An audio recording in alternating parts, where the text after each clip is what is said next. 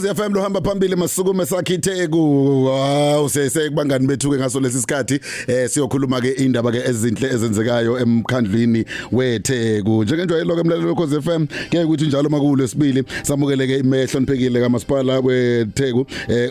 uhlonishwa ukhansela uSirel Xaba ohlelweni masukume sakhitheke kodwa namhlanje ke silokhansela uNkosenhle Madlala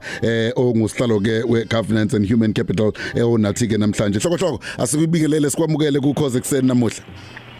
ngibingelele kuwena ngibingelele nakubalaleli sikwamukela nje namhlanje sisenyangeni esiqalile kula kubungazwa khona inyanga yabesifazane ake siqale ngakho nje kulokho hlokohloko ukubaluleka kwenu nani futhi ke ningumasipala nithi asiyilahlile lenyanga siyababungaza abantu besifazane ngayo lenyanga leka August siyabonga kakhulu sifisa ukudlulisa amazwi abheke kubona bonke abantu besifazane ezweni lakithi nasemhlabeni jikelele solidarity futhi ukuzwelana nabo kanjalo futhi nokubahakalisela ekutheni lenyanga siyayigubha lapho khona sigubha ukukhumbula umhla kaAugust 9 1956 lapho umama abangaphezulu ka20,000 inkulungwane zamashumi bamashele ezindlini zombuso lapha ePitoli beyolisana nomthetho ukuthi abesifazana kwasefanele baphathe amapasi ngenxa yobandlululo kodwa ke futhi beyolisana nayo yonke eminye imithetho yobandlululo elicindezele abantu besifazane bangaleso sikhathi imiphumela yalo esekhona namanje esabakhathaza kakhulu futhi abantu besifazane lamaqhawekazi ke adlala indima ebaluleke kakhulu ekukhululweni kwezwe futhi nokwenza ukuthi umzabalazo okhona ngaleso sikhathi ukwazi ukuqhubekela phambili siyakhumbula babeholwa omama ababalekile lapha abafana nomama uLillian Ngoyi oHelen Joseph umama uSisulu kanjalo noSophie Dubrain la uzokubona ukubaleka kwalenhlanganisela labo omama ukuthi kwakubalekile ngaleso sikhathi ikakhulukazi ngenxa yokuthi ubandlululo lalufuna ukubahlukanisa abantu kepha ke abantu besifazane bathi thina sihlangene sabantu besifazane sizolulwela izwe singumasipala weTheku ke esizobe sigubha lolu hlelo ngolwesihlanu lapho sobe siphakambisa khona ichaza elabantu abantu besifazane eqinisekiseni ukuthi naye abaqhubeka abalibamba eqinisekiseni ukuthi idolobha lethu liyasebenza futhi lisebenzela abantu bonke siziphenya kakhulu ngaba ngechaza libantu abantu besifazane ethuthukisweni komasipala weTheku kanjalo nesifundazwe sonke sakithi ngakho sobe sinazo indlela ezahlukahlukene ezibungaza futhi zikhuthaze abantu besifazane ngomsebenzi wabo omuhle abawenzayo. Mbokoti namandla ngempela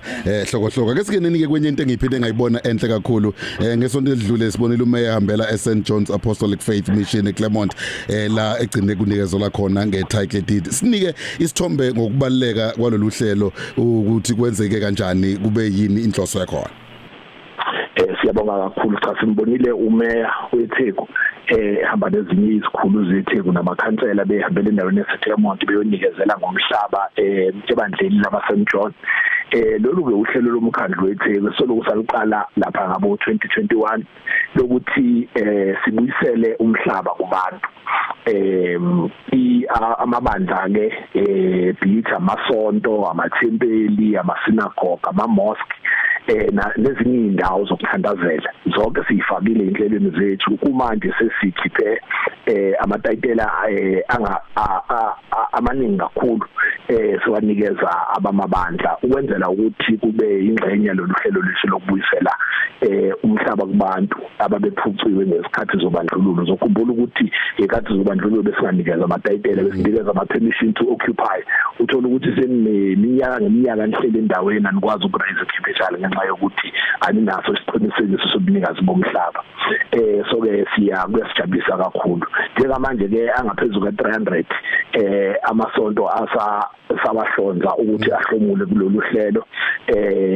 futhi ke siyabaqoqozela abantu ukuthi basondele kakhulu kulolu hlelo oluyingxenye yemikhankaso yethu yokubuyisela umhlaba kubantu soqhubeka nalolu hlelo sesifinyelele kuyo yonke imiphakathi yemiphakathi yaseThekwini ukuze sibuyisele isithunzi kubantu bakithi ngokuzinikezela kwabo nokuthi sikwazi ukuthi sibabuyisele umhlaba ongowabo oyilungelo labo. Hayi kuzokela kukuhle. Ngiyafisa ukuthi siyivale ngenye yezinto ekuyibonile. Ngiyazi umena namhlanje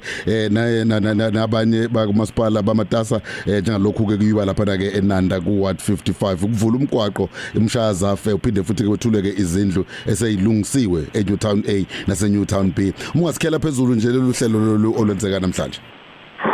Kunjalo umeya nekhulu lamasipala bazohambela lapha eWard 55 eNanda lapho bezothula khona izindlu seyilungisiwe lapha elokishini la ka A na ka B eNewtown okuyingxenye izinhlelo zethu zokubuyisa isithunzi kubantu bakithi ukuze bahlale ezindlini ezifanele. Sizokhumbula ke ukuthi futhi lapha endaweni yakamshayazafe ngekhukhula kokuguguleka ama-bridge amaningi okwenza ukuthi impilo yabantu iphazamiseke bangakwazi ukuya endaweni ngenxa yokuthi umgwaqo ne-bridge bekugugulekile. Ngakho ke inhlelo zanamhlanje zokwazi ukuthi umeya alivule ngokusemthethweni lelo bridge elizosiza kakhulu kwabantu ukuthi bakwazi ukuthi bahambe kalula kungadingeki ukuthi bazungeze kakhulu nebe ezikoleni emtholampilo kanye nakwezinye indawo zokuthola insiza zikamasipala kanjalo nekahulumeni. Ukuba nemigwaqo ehambekayo kuyona ikakhulukazi endaweni yaseNanda kubalekile njengoba sazi ukuthi le ndawo ikhungezwe ubugebengu. Ngakho ke kubalekile kakhulu ukuze kwazi ukuthi kube khona iaccess amaphoyisa ama-ambulance kanjalo nezinhlelo zempilo ukuthi sikwazi ukuthi zihambe ngendlela ebalekile kakhulu ukuthi imigwaqo yethu ivuleke nama-bridge ethu. Ngakho ke siyambongela kakhulu umphakathi waleya ndawo umeya ayowuthulela lo mgwaqo kanjalo ne-bridge kanjalo nezindlu lezi eziyovulwa. Wow no ngazela sibonga kakhulu ngesikhathi sakho sengathi ngahamba kahle kakhulu siphinde sihlangane futhi ngokuzayo nani niphuma umkhandlu wethu kumasukume sakhitheke.